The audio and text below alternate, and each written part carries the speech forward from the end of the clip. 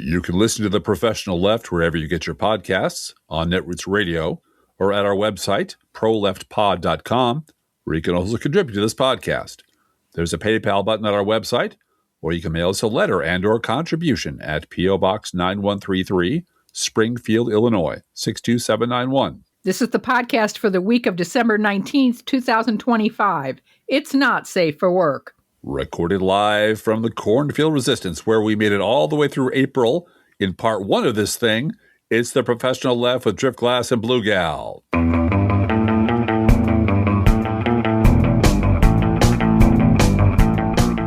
So, Blue Gal, any bets on how much further into 2025 we'll make it before we have to stop and take a Silkwood shower? Well, Driftglass, given that today we found out, today, photographs of David Brooks are in the Epstein files, I think I need a Silkwood shower now. Really? Yeah. That's what happened today? Because I haven't gotten any. No one's emailed you, have they? No, or texted you or sent you stuff on Blue Sky or anything? Just a few hundred here and there, you know. Right about Rubbing up against rich and famous people is David Brooks's thing. It's his entire thing. Glorifying them, raising them up, and talking about their moral superiority. Yeah, is what David Brooks's entire career has been about. Yep, and this is almost like Christmas for liberals, because yesterday Dan Bongino resigned, and that was like the Christmas present for Hal Sparks. And now you got your Christmas present today. So I don't know what's next. As someone told me on Blue Sky, not all presents come with bows and ribbons. That's right. That's right. Mm-hmm. All right. As a note to anyone just joining us, we're aware that the news this week and last was grim. But this year, the news has been a daily fire hose of grim with occasional rays of light. And the news will continue to be grim until Democrats gain a position of political power sufficient to tangibly restrain Trump's fascist regime, we hope. Yeah, tangibly. That's the important part. Mm-hmm. But since we've been doing this podcast for going on 16 years, and since both of us have been writing about American politics and media for more than 20 years, we feel uniquely suited to put this awful year into some kind of perspective. It's what we do. Both by grinding through our own 2025 archives, Driftglass at his blog and me at Crooks and Liars, and by situating 2025 in the larger picture of American politics and modern media. And while we went over our notes today, you caught a couple of things that I had just missed. Yep. And because, you know what? As much as we'd like this to be a capital C comprehensive retrospective on the year that's almost over, there's no way it could be. Not if we did 10 podcasts or 100 podcasts on just this one subject. In fact, I would bet you, Blue Gal, that if an alien landed tomorrow and looked at 10 different 2025 lists and lookbacks just about politics and media, they think that each one was describing a different year or a different country. Mm-hmm. Because that's how comprehensively the Republican Party has smashed one American institution after another in just 1 year. And how record-shattering Trump's bribery and extortion and grifting has been. And how completely gelded and cowardly and hollow Republican majorities in Congress have turned out to be. All of this is both unprecedented and, to us OG liberal bloggers and podcasters, not really that surprising. And of course, the scale of it all is mind-blowing. We Absolutely. Won't deny that. We have had our minds blown by the scale and rapidity of this. Yeah. Yes. I mean, just the remarks about Rob Reiner were just just so far beyond the pale. But when we look at Trump's stupidity and his cruelty and his pettiness and his viciousness and the constant fucking lying and his willingness to embrace the darkest and most ludicrous conspiracy theories, sadly, what we see is the soul of the average Republican voter out here in the middle of middle America. He's saying what I'm thinking. Exactly. That's been 10. We've had 10 years of that. Yep. He's nothing more or less than a manifestation of the base of the Republican Party, a party decades in the making, a base both the legacy media and conservative media spent decades covering for, absolving, and just plain lying about. So here we are in this terrible place, in the bad place, because the Republican Party nominated Donald Trump 3 times and elected him twice. And that second presidency that we're living through now, that's what broke the country. Mm-hmm. Because however hard the legacy media tries, Trump can't be explained away using all their usual excuses that this was a fever, a fluke, some kind of backlash to the imaginary excesses of the Democrats. This is a disaster created by Republicans. Period. Mm-hmm. Full stop. That's it. Yeah. I was on the Bradcast today with Digby and Desi and Brad Friedman. And we just started going through all the horribly incompetent, terrible speakers of the House and majority whips, going back to Tom DeLay and Newt Gingrich. This has been going on forever. They've been this way forever. And to be very clear, this disaster is not the result of Republicans not getting what they wanted. No. We are living in this nightmare because at last Republicans have gotten exactly what they wanted, everything they wanted. Now, I'm going to give you a quote, and you all get to guess from what accursed source it comes. It comes from a terribly cursed place, but it's appropriate. So here it is. Quote, "You have destroyed all that which you held to be evil and achieved all that which you held to be good. Why then do you shrink in horror from the sight of the world around you? The world is not the product of your sins. It's a product and the image of your virtues. It is your moral ideal brought into reality in its full and final perfection. You have fought for it. You've dreamed of it. You have wished it. And I am the man who has granted you your wish," unquote. This is from a bad science fiction novel by the bitter, weirdo godmother of the tech bro cult, Ayn Rand. Good Lord. I know, because I have all those books. You read to me from a science fiction novel by Ayn Rand. Yes. Atlas Shrugged is a science fiction novel. It is a bad science fiction novel, full of terrible ideas, and at the end of which is the destruction of the country, and presumably millions or billions will die so that she can have her perfect society. Mm-hmm. And the Republican Party, when you look at the source might be cursed. But in the here and now of 2025, when it's applied to the Republican Party, it's completely correct, absolutely accurate of what they want. This is what they wanted, because the Republican Party, that the pundits at the Weekly Standard or on the New York Times op-ed page, by the way, did we mention David Brooks is in the Epstein files? Yes, he is. By the way, David Brooks is in the Epstein files. All of that Republican Party that they wrote about, or the talking heads and party leaders on the Sunday shows talked about, that I documented to ad nauseum for a decade and a half. A Republican Party that they swore was made up of sturdy yeoman farmers who sat up at nights reading Edmund Burke to their kids. That's the party they had in mind. That Republican Party was always a fairy tale. It was always a lie. Or to quote the title of a former Republican strategist, Stuart Stevens' book, "It was all a lie."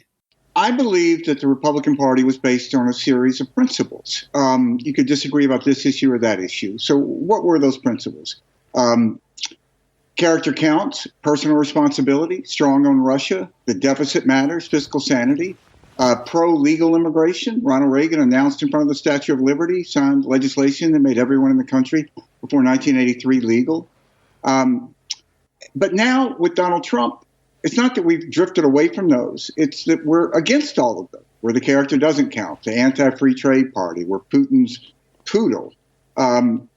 And I just don't think that people change deeply held beliefs in a matter of a few years. I think the only answer is that they weren't deeply held. The real Republican Party is the party bloggers like us have been writing about for more than 20 years.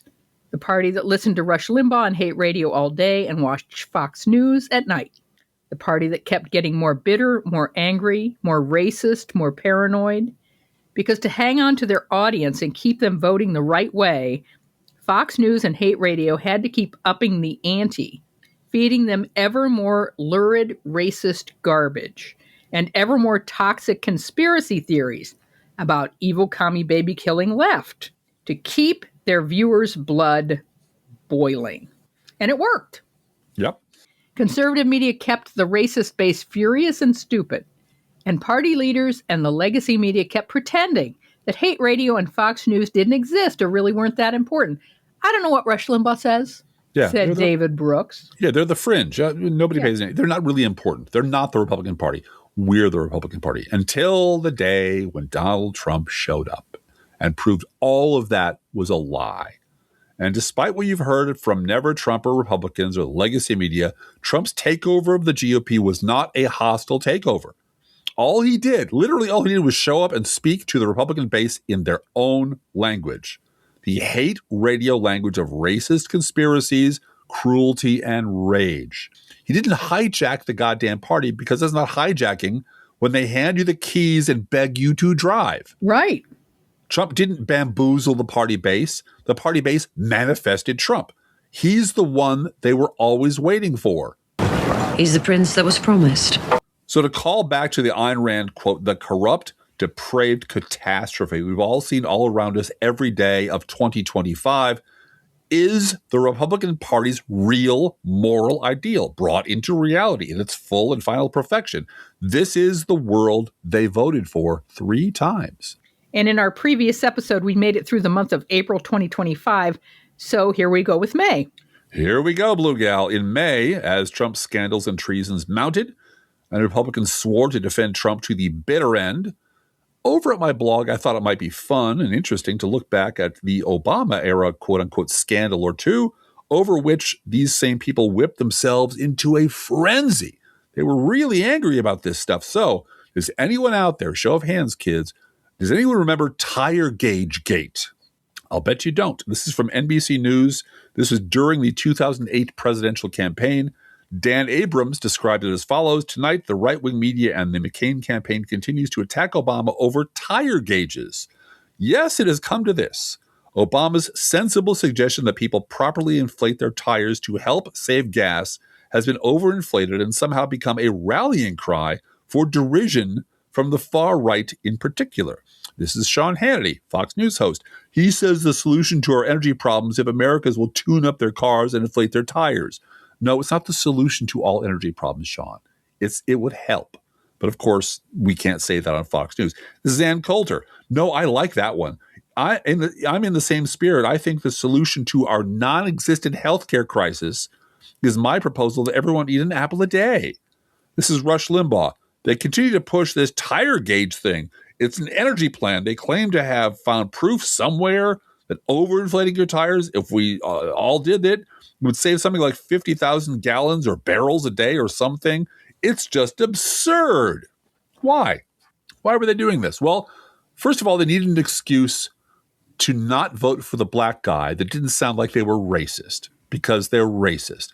But secondly, after Iraq and Katrina and the collapse of the global economy on George Bush's watch, the racist base of the Republican Party were desperate for an excuse, any excuse, not to vote for Democrats. So along come tire gauges, along with dozens of other ridiculous nonsense and racist dog whistles that were thrown at the wall to try to stop the Obama presidency. And this is why we are now drowning in an ocean of Republican lies. Mm-hmm. That's the source.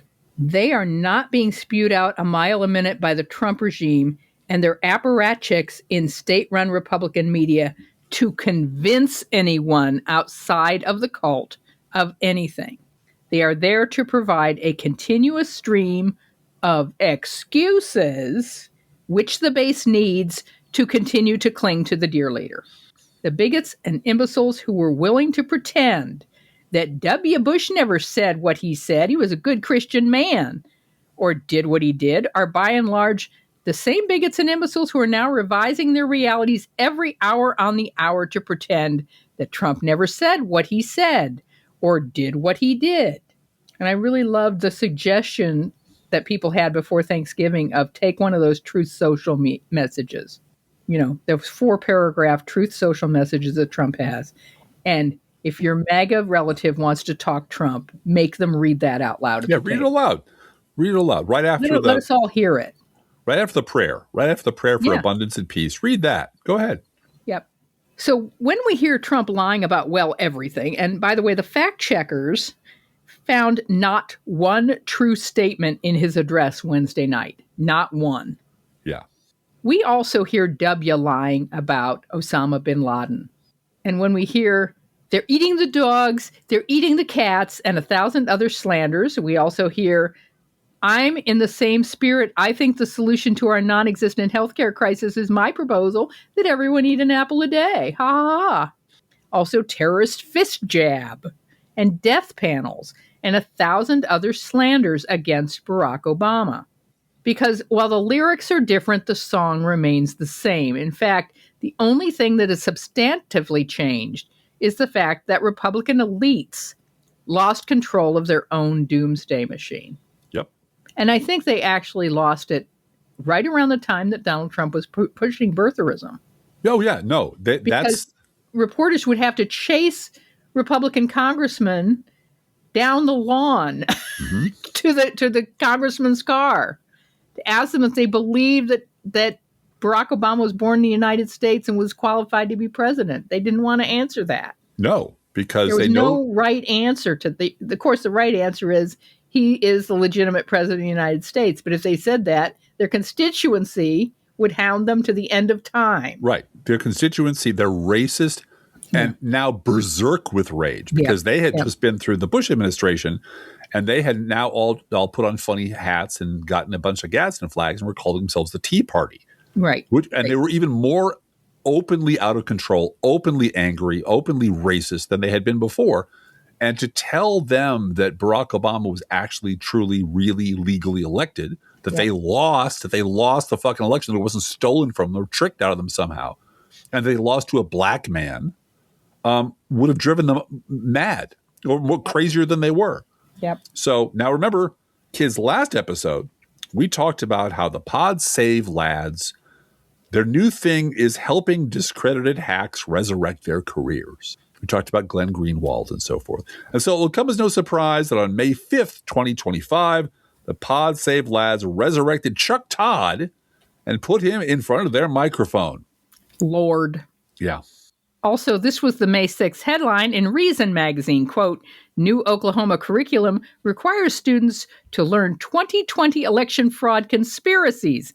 The new standards are, quote, the most unapologetically conservative, pro-America social studies standards in the nation, according to State Superintendent Ryan Walters, unquote. Hey, whatever happened to Ryan Walters? Yeah, whatever happened to Ryan Walters? You don't hear about him. He's a lobbyist now, and they're undoing everything he did. Yeah. Because he's also kind of a sex creep, we think. Yeah. You know, there's a little bit of something going on there. There's a lot going on there, and we're not going to risk There's a lot going on there. We're not going to risk a lawsuit by speculating, indiscriminately, unlike David Brooks, who is in the Epstein files, just as a reminder. Now, May 7th, we're up to May 7th. That was a good day here in Springfield. It could have been a very bad day in Springfield. It was a really good day. It was the day Kristi Noem was going to stage one of her stunt casts about the murder of a community activist named Emma Schaefer, allegedly by her undocumented boyfriend. Kristi Noem was going to make a literal federal case out of Emma's death in front of the Illinois governor's house, but hundreds of us showed up to protest. And so she skulked away to a secondary location. This is our Secretary of State, Alexi Giannoulias, talking about that. I am standing in the spot where Kristi Noem was supposed to come before she chickened out and flew back to Washington, D.C. She's weaponized the Real ID system, which was meant, by the way, to make us a safer country, allegedly. She's weaponized it to instill fear and heartache and pain and agony across the state of Illinois and across the country. And I think about this monster Donald Trump, and I think about these dangerously incompetent and cruel people like Kristi Noem, who instead of focusing on leadership and helping others and welcoming people, they are scaring the shit out of people and sending them to other countries without due process. This was the message from the Dominican Sisters of Springfield, Illinois. May the Blessed Virgin Mary be, with them at all times. They take no prisoners over at the Dominican Quote, Kristi Noem has no right to use murder victim Emma Schaefer when her mother is across town protesting her unconstitutional approach to immigration, unquote. And this is from our own alderwoman. Quote, the DHS and feds picked the absolute wrong person to use as a prop today in Springfield, Illinois. Her memory and her life's work will not be defiled by the absolute ghouls who did this and those from our community who stood by in support of doing this. In other words, in the words of our governor, may they never know a moment's peace, unquote. I want to live by that in 2026. Yeah. Well, you can May see. they never know a moment's peace. You can see at this point, we are ready for a no kings resistance. Yep. Absolutely ready for it. Because, this is, as you've said before on this podcast several times, this is what the insurrection and this election broke the Democratic Party. Yep. Changed us forever. Yeah. Driftglass said this, and it's been clipped by Bob Seska. Thank you, Bob, for having us on this week. Mm-hmm. Apparently, it's something like 28,000 people have now seen that clip either on TikTok or Instagram. So, well, there goes my visual anonymity, Blue Gal. I guess so. I guess everybody knows what you look like, sweetie. Yeah. Damn it. I love you. I love you, sweetheart. And I have a face for radio, so I really am very uncomfortable. He's so handsome. He's my sweetheart. I just love this man. But this is the message from Emma Schaefer's parents. Quote, our daughter Emma radiated love and light everywhere she went and for all people. And by the way, that's absolutely true. Yeah. She was known by so many people in Springfield as just a golden heart. Mm-hmm. Even as a child, she was a friend to everyone and someone who spoke up for the less fortunate. She dedicated her life, her career, and her free time to causes of social justice and equity. That was just who she was. Mm-hmm. To see her used by Secretary Noem and others to advance a cruel and heartless political agenda is not just deeply painful to us, it is an insult to her memory. Noem's words are in direct conflict with who Emma was as a person. Emma built up community and stood with all members, including immigrants. No parent should have to experience the loss of a child. But every time her name is brought into these conversations she would have wanted nothing to do with, we have to relive the pain of her death. Secretary Noem, as parents still grieving the loss of a child, we beg you to stop. This is not who she was. This is not helping us. Her memory should live in all the people she touched and the causes that she fought for. And I ask all of you to remember Emma as she was, and to live your life as she did, with courageous empathy and love for all. Unquote. Yeah. That did not make a dent, needless to say, in the Trump administration. Kristi Noem's cold heart. No, because she's a monster. But it certainly made Springfield feel like a community. Yep. A community united behind her, our governor, the alderwoman, the Dominican sisters. It really felt like we were onto something here. That something was moving in our hearts that was making us into. And meeting Kristi Noem right where she was scheduled to hold this monstrous press conference. Yeah. And say, no, we're here. It was a lot of people showed up, too. And it was a lot of people showed up because a lot of people knew Emma Schaefer. Yeah. Yep. And we were like nodding to each other like, oh, you're here? You're here? Oh, this is amazing. Yeah. This you? You're here as well? Yeah. So meanwhile, out on the East Coast, the New York Times is reporting on one element of the ongoing corporate capitulation to Donald Trump. Quote, head of CBS News to depart amid tensions with Trump. Wendy McMahon, the president of CBS News and Stations, had allied herself with Bill Owens, the 60 Minutes executive producer, who recently resigned. CBS News faced another shock wave on Monday after its president, Wendy McMahon, abruptly said she would exit her post, the latest development in an ongoing showdown between the news division and President Trump. Paramount is in talks to settle a $20 billion lawsuit brought by Mr. Trump that accused 60 Minutes of deceptively editing an interview last year with his Democratic opponent, Kamala Harris, which is just stop and think about that. Think about how much the tapes, interviews of Trump are butchered by Fox News.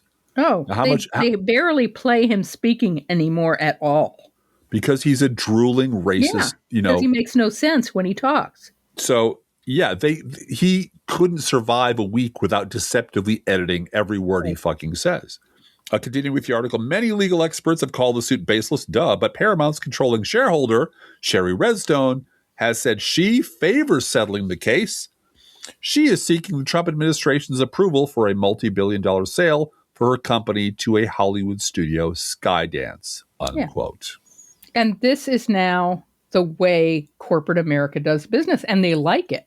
Yeah. It's easy to give, a fraction of $20 million to one guy and get what you want out of the government. Well, and it also handed Trump another sledgehammer. Yep. Because now he can say, CBS, who acknowledged I was right and had to pay me a lot of money. Right. So right. The liberal media is against me, and we all know that Kamala Harris cheated.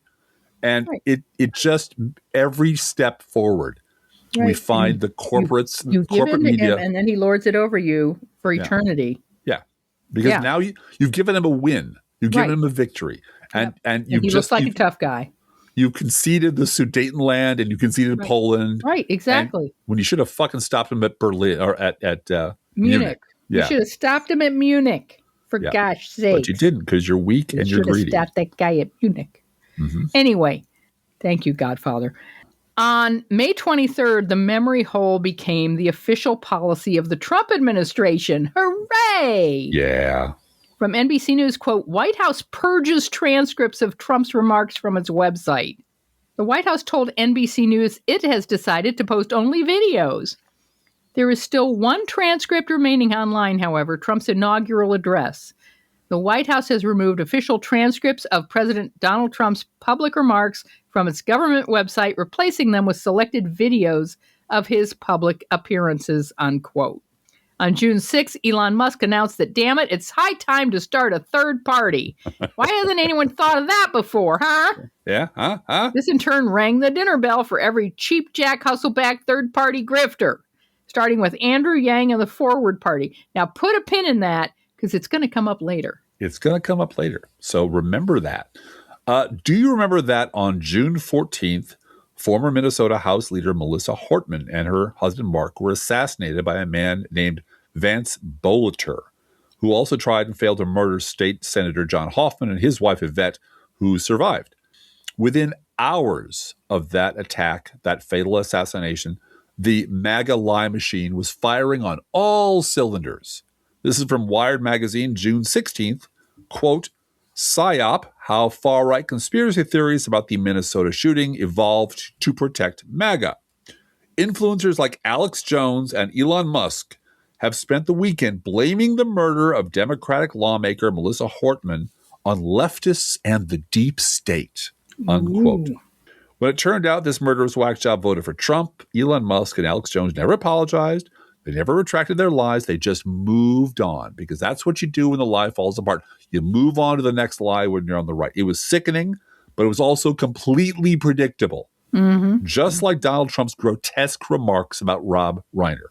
Yep. On June 17th, MAGA's dear leader got his birthday boy parade, which shambled past nearly empty bleachers and through which he kept falling asleep, jolted awake only intermittently as the antique World War II tanks rolled onto the streets, shrieking like banshees, having not been oiled since the Eisenhower administration. And while he slept, millions and millions of us were in the streets, telling Trump and MAGA to go fuck themselves sideways. Yeah. Quite a protest. In May, as we mentioned before, the Pod Save lads loaned out their increasingly third-way centrist credibility to help rehabilitate Chuck Todd's reputation, and it turns out to give Jake Tapper an open mic to pimp his Biden-bashing book. So they're floating everybody, all the worst people. Then, on June 24th, Savio, the muse of the punditocracy, closed that circle by putting Tapper and Todd together so they could take turns holding down Joe Biden's good name while speculating wildly about all the terrible things they imagined he might have done. Your legacy media, kids, cherish it. By the way, June 5th, 2025 was the day Elon Musk tweeted, "Time to drop the really big bomb. Donald Trump is in the Epstein files. Have a nice day, DJT." Unquote. Also in June, the alarm bell started ringing about what exactly was tucked away inside the Republicans' budget bill. From the New York Times, June 29th, 2025, quote, GOP bill has $1.1 trillion in health cuts and $11.8 million losing care, CBO says. Analysis from the nonpartisan Congressional Budget Office found that Republicans' new version of the legislation would make far deeper cuts and lead to more people becoming uninsured than previous proposals. According to a report published late Saturday night, the legislation would mean 11.8 million more Americans would become uninsured by 2034. Federal spending on Medicaid, Medicare, and Obamacare would be reduced by more than $1.1 trillion over that period, with more than $1 trillion of those cuts coming from Medicaid alone. The fresh estimates make official what many analysts had already predicted and some Republican lawmakers had feared. The size and scope of the health care cuts in the bill, particularly for Medicaid, have been hotly debated, with fiscal hawks pressing for bigger reductions and other Republicans resisting them as they consider the impact on their constituents and health providers in their districts and states. They are also at odds with President Trump's vow not to touch Medicaid, except to do away with waste and fraud, unquote. Curse these people to hell. Yeah. I'm going to just say it. Curse them. Curse them to hell. It's fair to say that this plus the Epstein files is when the first few cracks on the right begin to show up. Yes.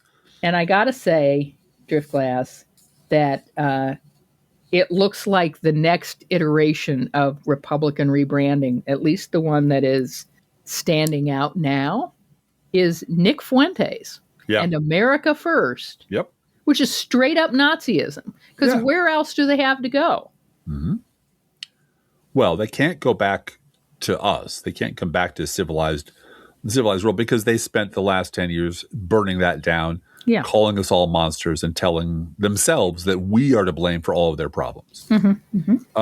Also, in the interest of honesty and just full disclosure, I left out a big chunk of this, of our notes. I'm going to tell you what they are because we're going to do them on the next episode. Okay.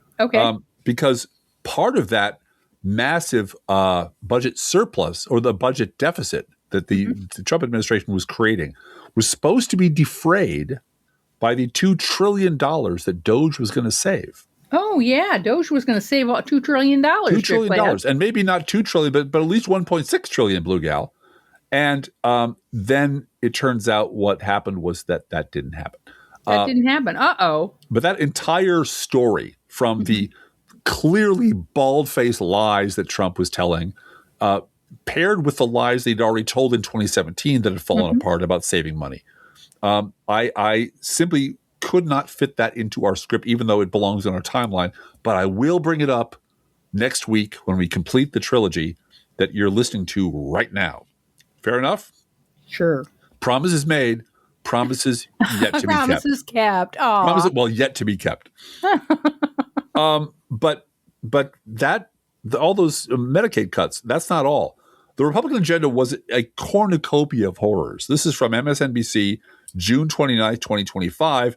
Quote, USAID cuts could lead to 14 million deaths over the next 5 years, researchers say. An analysis published Monday in the medical journal Lancet projects that cuts to the agency will lead to more deaths from diseases like AIDS, malaria, and tuberculosis, unquote. From Reuters, May 16th, 2025, food rations that could supply 3.5 million people for a month are moldering in warehouses around the world because of U.S. aid cuts and risk becoming unusable, according to 5 people familiar with the situation. The food stocks have been stuck inside 4 U.S. government warehouses since the Trump administration's decision in January to cut global aid programs, according to 3 people who previously worked at the U.S. Agency for International Development and 2 sources from other aid organizations, unquote. Remember that thing we asked you to put a pin in? Well, this is why. On July 7th, Elon Musk, with great fanfare, launched his America Party, in which he used all the same empty buzzwords Andrew Yang used in 2020, and No Labels used in 2010, and Matthew Dowd used in 2016, and Ralph Nader used in 2000, and George Wallace in 1968, and Jill Stein uses every fucking time.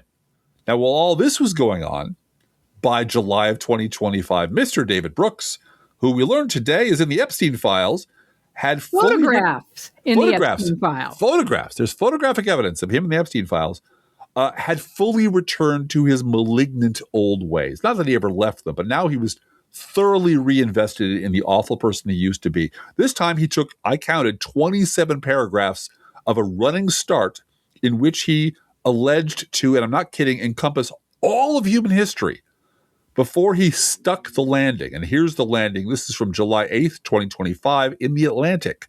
Quote, as the political theorist Yuval Levin has observed, there are lots of people, and Trump is one of them, who don't seek to be formed by the institutions they enter. They seek instead to use those institutions as a stage to perform on, to display their wonderful selves. So, of course, many people don't find Trump morally repellent. He's just an exaggerated version of the kind of person modern society was designed to create. And now here comes the fun part. And Democrats, don't feel too self-righteous here. If he was on your team, most of you would like him too. You may deny it, but you're lying to yourselves. Unquote. Which leads us to this story from August 1st in the Daily Yonder, a rural father who wrote a genuine, heartfelt, tragic story of how hard things have become out where he lives. So what kind of heartless asshole would side-eye this honest man's real suffering? Us heartless assholes would do it because he said words that he should not have said. He did. He said a lot of good words and some words he should not have said. And then he failed us, yes. He did. The commentary, Living in the Shadow of the American Dream, a father's reflections on the quiet, unseen struggles of working families today. I live in Shenandoah County, Virginia. I'm a factory worker, a farmer, a father of 2 girls, one still in diapers. I get up before the sun, and most days I don't sit down until after it's gone. My partner Hannah and I raise our girls on a small farm in the valley. She works full-time too, though nobody calls it that. She's a caregiver, a homemaker, a livestock handler, and a mother. She doesn't get a paycheck. She doesn't get a break. She doesn't get counted. We've relied on a cistern for water for over 3 years. I'm trying to save up to dig a well before it runs dry. We heat with firewood I cut myself. We raise animals for milk, eggs, and meat because the grocery bill outpaces my paycheck. We've stayed unmarried, not because we don't love each other, but because getting married would kick my partner and our daughters off the Medicaid that keeps them healthy. My employer offers insurance, sure, but only if I pay nearly as much as our mortgage. I can't. So we stay as we are, in love, but locked out. Unquote. He goes on to criticize the so-called big, beautiful bill, but finishes it like this. Quote, I'm not writing this as a Democrat or a Republican. I'm writing this as a man watching families like mine wear themselves thin, working hard, doing the right things, and still falling behind. This isn't about red or blue. It's about the fact that we're being divided against each other while both sides forget that the real Americans bleed the same when the cost of insulin triples or the cost of groceries goes up again. I don't want handouts. I want fairness. I don't want politics. I want policy that works. Unquote. What is there left to say? Both sides, Blue Gal. Both sides. There's a reason why the initials of both sides is BS, Driftglass. Yeah, it is. We've covered it through all 955 episodes of this podcast. That's where we've touched on it because it is the original sin of the legacy media. Yep. And it is still with us today. On August 20th, Elmo's America Party reached the rapid, unscheduled disassembly phase of its trajectory. Like one of his rockets. Like one of his rockets. This is from Daily Kos, quote, a moment of silence for tech billionaire Elon Musk's political party, which lasted, checks notes, just 6 weeks. According to the Wall Street Journal, citing people familiar with Musk's plans, the Tesla CEO is hitting the brakes on his America Party, telling allies he wants to focus on his struggling companies and is wary of launching a third party that could siphon off GOP voters. Musk naturally gives himself too much credit. His so-called coalition barely registers with pollsters, and surveys suggest the party would have been dead on arrival, unquote. By the way, just a quickie, on August 22nd, David Brooks cranked out yet another column about how we vile progressives made his party do fascism. Quote, smothering progressivism produced a populist reaction that eventually descended into a nihilist surge, unquote. Also, August 22nd was the day Trump announced he'd be sending his armed goons to Chicago and then maybe New York. On August 24th, J.D. Vance went on Meet the Press to insist that there was a negotiated end to the Second World War. Really? With who? I mean, Hitler killed himself in the bunker, Mussolini was overthrown and hung by a mob, and 2 atom bombs were dropped on Japan. then Germany and Japan were occupied by Allied forces. So For a while. just for a little bit. Yeah. August 28th was a big day for Republicans publicly honoring traitors. First, this from the Associated Press, quote, the U.S. government is offering military funeral honors for Ashley Babbitt, the rioter who was killed at 35 by an officer in the January 6, 2021 attack on the Capitol. Babbitt was a U.S. Air Force veteran from California who was shot dead wearing a Trump campaign flag wrapped around her shoulders while attempting to climb through the broken window of a barricaded door leading to the Speaker's lobby inside the Capitol. Offering military honors to one of the Capitol rioters is part of President Donald Trump's attempts to rewrite that chapter after the 2020 election as a patriotic stand, given he still denies he lost that election. Babbitt has gained martyr status among Republicans, and the Trump administration agreed to pay just under $5 million to settle a wrongful death lawsuit that her family filed over her shooting, unquote. And in that same category, there's this, also on August 28th, but this is from the New York Times. Quote, Pentagon is reinstalling portrait of Confederate general at West Point Library. The Pentagon is putting back up a portrait of General Robert E. Lee at the military academy as the Trump administration seeks to restore honor for American figures who fought to preserve slavery. The Pentagon is restoring a portrait of General Robert E. Lee, which includes a slave guiding the Confederate general's horse in the background, to the West Point Library 3 years after a congressionally mandated commission ordered it removed, officials said. Both President Trump and Defense Secretary Pete Hegseth have been outspoken in their desire to restore Confederate names and monuments that were removed over the last 5 years.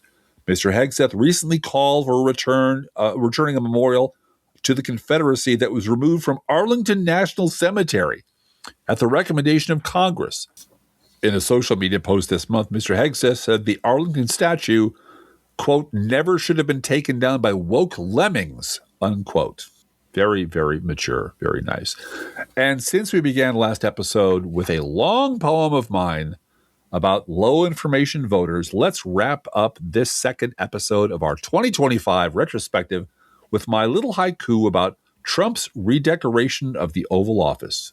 A low-rent whorehouse, pissed drunk on Goldschlager, puked in a bucket.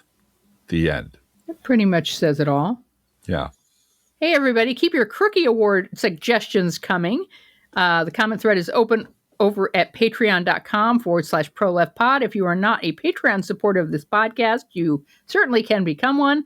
But if you donate elsewhere, you can leave a comment over at our YouTube channel or email us. Each week, we post to our Patreon page and website an Internet Kitty sent in by you, the listeners. This week's Internet Kitties are Flame Point Siamese sisters named Georgie and Wheezy. Aww. Wheezy had a wheeze from an upper respiratory infection when they were first adopted, so their humans had to name her sister Georgie after the Jeffersons, so they're Georgie and Wheezy. They're almost 9 months old now, and when they aren't wrestling with each other, we often find them snuggled up, sleeping together as they are in this picture, and even Driftglass thought they were adorable. They're adorable, just adorable. And of course, Georgie and Wheezy eat freshly poured cat food, our fake sponsor. Whether you serve Pet Store Perfection or Dollar Store Dreck, your kitties will sit on your kitchen floor and demand that the food they eat is only freshly poured. Freshly poured, oh my Lord, it's freshly poured. And you can visit Wheezy and Georgie at our Patreon page, patreon.com/proleftpod, or our website, proleftpod.com. I sang the freshly poured song, and Olive came and sat right on my foot. They know the song. They know the song. They really do. And you can send your internet kitty, dog, or other pet to us at our email address, proleftpodcast@gmail.com, where you can also write to both of us. Feel free to write to us. We love hearing from you. We love getting holiday cards, New Year's cards, Christmas cards, whatever you have. We'd love to have one. It warms our heart to hear from you during the holidays. It really does. Be aware that if you write to us at any of our addresses, we reserve the right to read your email or U.S. Postal Service. Go Postal Unions! Letter on the air unless you say otherwise. And Blue Gal, what would a 2025 retrospective be without a friendly reminder about our gourmet coffee guidelines? If you're able to treat yourself to an espresso-based beverage, we ask you consider treating us to one as well. This is not charity. This is how we support the work we do. If you can spare $5 or more a month, we'd be very grateful for your support at patreon.com/proleftpod, or go over to Venmo. We're there. Just look us up, drop us bucks, and they'll land in our pockets, and we'll be greatly appreciated for that. Please help us continue to grow by sharing our show on social media.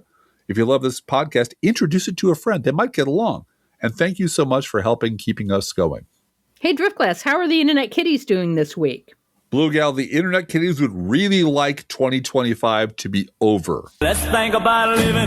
Think about living. Let's think about loving. Think about loving. Let's think about the hooping and the hopping and the popping and the loving, lovey-dovey. Let's forget about the wine and the crying, the shooting and the dying, and the fellow with the switchblade knife. Let's think about living. Let's think about life. The Professional Left podcast is recorded under a Creative Commons license. Copyright 2024-25, GGBG Productions.